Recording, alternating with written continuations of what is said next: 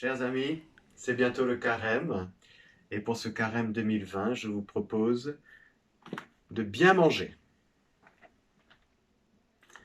Je vous propose de redécouvrir ces trois nourritures du croyant dont le Seigneur nous parle dans la Bible. La première nourriture, vous le savez, c'est la parole de Dieu. L'homme ne vit pas que de pain, mais de tout ce qui sort de la bouche de Dieu.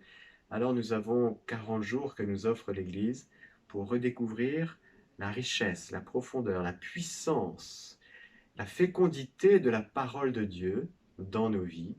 J'espère vraiment, en tout cas sur Radio Maria France, on va faire en sorte que cette parole de Dieu puisse déployer toute sa puissance dans nos cœurs et nos vies.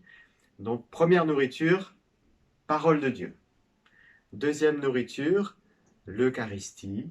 Celui qui mange ma chair et boit mon sang demeure en moi à la vie éternelle. Je le ressusciterai. Ma chair est une vraie nourriture, mon sang est une vraie boisson. Il nous faut vraiment approfondir et redécouvrir à quel point Jésus, Eucharistie, est une nourriture pour notre âme. Troisième nourriture, la volonté du Père. Je suis venu pour accomplir la volonté du Père. C'est sa nourriture, dit Jésus aux apôtres, à la Samaritaine, dans l'Évangile selon saint Jean. Il nous faut redécouvrir ce que c'est que la volonté de Dieu, parce que nous avons un rapport à la volonté de Dieu encore un peu trop infantile, formel, apeuré. Il nous faut vivre dans la volonté de Dieu. Et nous avons encore de très très belles choses à découvrir, à vivre, à approfondir.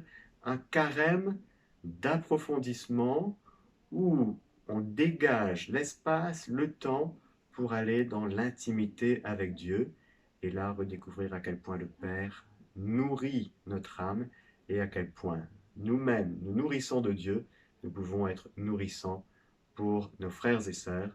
Alors bon et saint carême à chacun.